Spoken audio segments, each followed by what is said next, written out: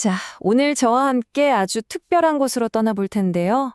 정글 깊숙한 곳에 숨겨져 있던 잊혀진 왕국의 심장부로 말이죠. 수백 년의 역사가 깃든 곳인데, 글쎄요.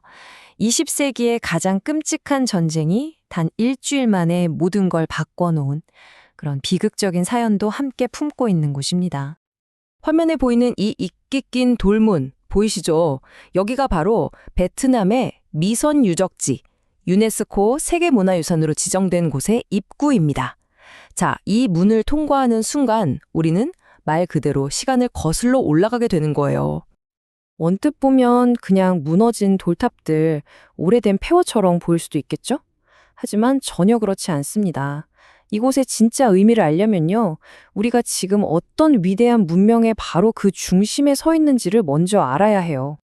지도를 한번 보세요. 이게 그냥 사원 하나 덜렁 있는 게 아니에요. 마치 신들이 사는 도시처럼 이 넓은 계곡을 따라서 여러 사원 그룹들이 쫙 흩어져 있습니다. 수세기 동안 참파 왕국의 왕들은 바로 이곳에서 신들에게 제사를 올리고 내가 바로 왕이다 하고 인정을 받았던 정말 중요한 곳이었죠. 무려 900년입니다. 900년. 저 멀리 유럽에서 로마가 번성했다가 쇠퇴하고 또 중세시대가 한창일 때도 이곳은 참파 왕국의 살아 숨쉬는 심장이었던 거예요. 새로운 왕이 탄생하고 신들을 숭배하던 말 그대로 왕국의 모든 것이 시작된 바로 그곳이죠. 자, 그럼 이 낡아 보이는 지도 속에 숨겨진 고대 도시의 비밀을 우리 함께 한번 풀어볼까요? 여기 E그룹이랑 F그룹이라고 표시된 곳 좀 보세요. 각각의 사원 단지가 그냥 지어진 게 아니라 하나의 작은 우주처럼 설계됐어요. 저기 중앙에 제일 높은 탑 보이죠? 저게 바로 신이 사는 성스러운 산을 상징하고 그 주변 건물들은 전부 그 신을 섬기기 위한 공간이었던 거죠. 정말 대단하지 않나요? 자, 이제 큰 그림은 봤으니까 좀 더 가까이 다가가서 이 돌과 벽돌에 새겨진 작은 속삭임들에 한번 귀를 기울여 볼 시간입니다. 이 위대한 문명을 만들었던 사람들의 예술, 그리고 그들의 영혼을 직접 만나보는 거죠. 이 고요한 표정의 신을 좀 보세요. 수백 년의 비바람을 온몸으로 견뎌낸 얼굴입니다. 이런 정교한 조각 하나하나가 단순히 장식이 아니에요. 참파 사람들이 믿었던 힌두 신들의 이야기이자 그들 자신의 영혼을 고스란히 담아낸 기록인 셈이죠. 근데 진짜 놀라운 게 뭔지 아세요? 이 조각들 나중에 따로 만들어서 붙인 게 아니라는 거예요. 건축가들이 아예 사원을 지을 때부터 여기엔 이 신이 자리해야 해 하고 계산해서 벽돌 자체를 조각해버린 겁니다. 와우, 정말 건축과 예술이 완벽하게 하나가 된 그런 경지라고 할 수 있죠. 하지만 이 신성한 장소를 무너뜨린 가장 큰 비극은요, 수백 년에 걸친 자연의 힘이 아니었습니다. 바로 20세기에 인간이 저지른 단 한순간의 폭력이었죠. 우리가 방금 감탄하면서 봤던 그 정교한 예술, 평화로워 보이던 신들의 공간이 어떻게 인류 역사상 가장 잔혹했던 전쟁의 한복판이 될 수 있었을까요? 정말 상상이나 할 수 있었겠어요? 그 충격적인 진실은요, 바로 이 지도에 고스란히 새겨져 있습니다. 맞아요. 아까 우리가 봤던 바로 그 고대 유적 지도예요. 여기 범례를 한번 자세히 들여다보시죠. 호, 봄, 베트남어로 폭간 구덩이라는 뜻입니다. 1969년 8월, 정말 믿기지 않지만 단 일주일 만에 2,500톤이 넘는 폭탄이 바로 이곳에 쏟아 부어졌습니다. 900년의 역사가 공들여 쌓아올렸던 그 위대한 탑들이 순식간에 그냥 먼지와 잔해더미로 변해버린 거죠. 하지만 미선의 이야기는 여기서 이 파괴의 순간에서 끝나지 않습니다. 정말 놀랍게도 이 모든 게 무너져 내린 잿더미 속에서 다시 희망을 쌓아 올리려는 필사적인 노력이 시작되거든요. 바로 이게 그 부활의 현장입니다. 왼쪽에 보이는 저 비계와 흙더미가 오른쪽에 보이는 저 반듯하게 복원된 사원으로 변하기까지 정말 상상도 못할 만큼 느리고 고된 과정이 숨어 있는 거죠. 이 복원 작업은 베트남만의 노력이 아니에요. 전 세계의 고고학자 또 전문가들이 다 같이 힘을 합친 결과물입니다. 이분들이 뭘 하냐면요. 수백 년 전 참파족들이 썼던 벽돌 제작 기술을 그대로 재현해내면서도 동시에 현대 과학 기술로 구조를 정밀하게 분석하는, 그러니까 과거와 현재의 모든 지식을 총동원하고 있는 셈이에요. 여기 사진을 보세요. 이렇게 흩어진 돌멩이 하나하나를 제자리에 다시 맞추는 일이 꼭 거대한 역사 퍼즐을 푸는 것 같지 않나요? 이 조각들이 하나씩 맞춰질 때마다 잊혔던 역사가 다시금 숨을 쉬기 시작하는 겁니다. 그리고 마침내 오늘날의 미선은 더 이상 전쟁의 상처만 남은 비극의 장소가 아닙니다. 이렇게 멋진 카페도 생겼고요. 많은 방문객들이 이곳을 찾아와서 과거를 돌아보고 또 현재의 평화를 느끼는 말 그대로 살아 숨쉬는 역사 공간으로 다시 태어난 거죠. 저기 새로 복원된 선명한 붉은 벽돌, 그리고 그 뒤로 보이는 세월의 흔적이 고스란히 밴 낡은 유적. 이 둘의 선명한 대비가 우리에게 아주 중요한 마지막 질문 하나를 던집니다. 미선 유적지가 바로 우리에게 묻고 있는 겁니다. 과연 우리는 어떤 역사를 구하고 또 어떤 상처는 그대로 남겨둬야 하는 걸까요? 묻은 걸 완벽하게 옛날 모습 그대로 복원하는 데 맞을까요? 아니면 이 파괴의 흔적 또한 역사의 중요한 일부로 기억해야 하는 걸까요? 그 선택은 결국 미래 세대에게 우리가 어떤 이야기를 들려줄 것인지를 결정하는 바로 우리 모두의 몫이 아닐까 싶습니다. 여러분, 베트남의 한 계곡 깊숙한 곳에요. 정말 놀랍도록 아름답지만 지금 사라질 위기에 처한 유네스코 세계문화유산이 숨겨져 있습니다. 오늘 바로 이 미선 유적의 비밀 속으로 함께 떠나보겠습니다. 자, 지금 보시는 이 붉은 벽돌의 폐허, 이게 천년의 세월을 고스란히 간직하고 있거든요.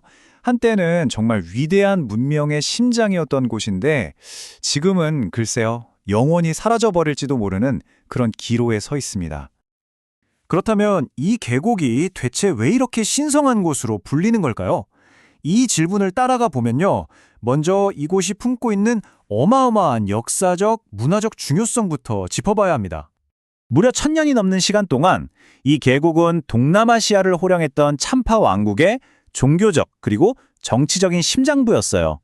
그러니까 4세기에 첫 사원이 세워진 이후로 수많은 왕들이 바로 이곳에 자신의 신앙심을 바쳤던 거죠.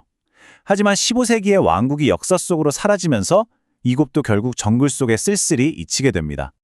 그러니까 미선은 그냥 사원 몇 개 모아놓은 곳이 아니었어요. 왕들이 신과 직접 소통하고 또 왕국의 안녕을 빌던 그야말로 가장 성스러운 공간이었던 거죠.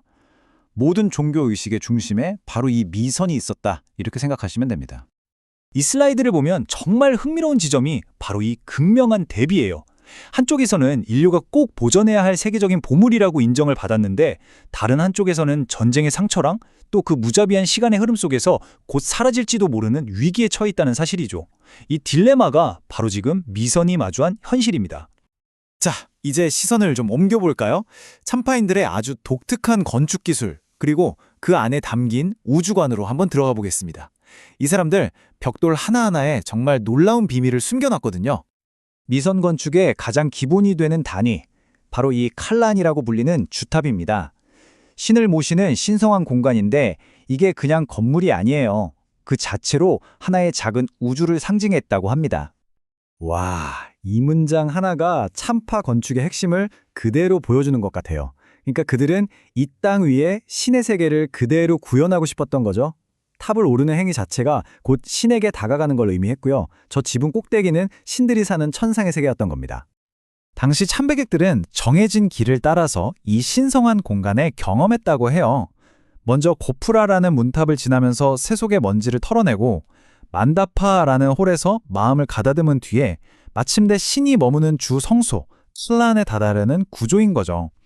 모든 게 아주 치밀하게 계획된 하나의 종교적 여정이었던 셈입니다. 그리고 바로 이 부분, 이게 바로 참파 건축 기술의 정수를 보여주는 대목입니다. 정교한 사음 족학상들도 물론 대단하지만 정말 입이 떡 벌어지는 건 벽돌을 쌓는 기술이에요. 아니, 접착제나 모르타르 같은 걸 전혀 쓰지 않고 벽돌끼리 갈아서 완벽하게 맞물리게 했다니. 당시 기술력이 얼마나 대단했는지 정말 생생하게 느껴지지 않나요? 자, 이제 마지막 질문으로 넘어가 보겠습니다. 이렇게 폐허가 되어버린 위대한 유산, 이걸 우리는 과연 어떻게 지켜낼 수 있을까요? 지금 보시는 것처럼 1000년이나 된 건축물을 보존한다는 건 정말 거대한 도전입니다.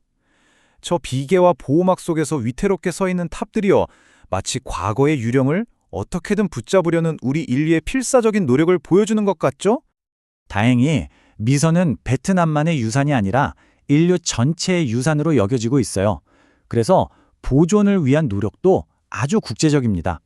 1980년대 폴란드를 시작으로 해서 독일, 이탈리아는 물론이고 유네스코, 일본, 미국, 심지어 인도에 이르기까지 정말 많은 국가와 기관들이 이 잃어버린 왕국을 구하기 위해 힘을 보태고 있습니다.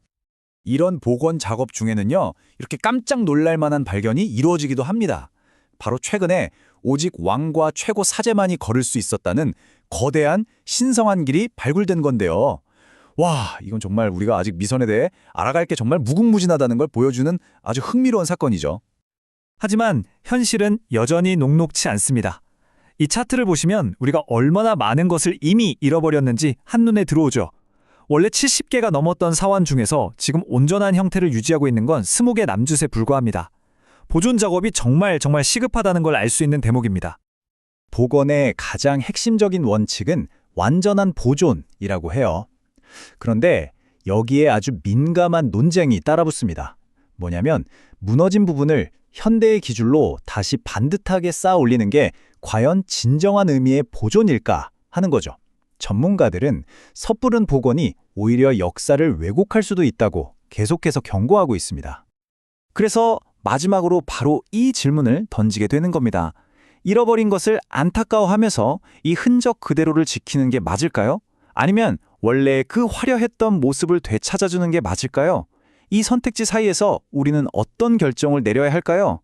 이 질문에 대한 답은요, 비단 미선뿐만 아니라 전 세계 모든 문화유산 보존에 대한 바로 우리들의 태도를 결정하게 될 겁니다.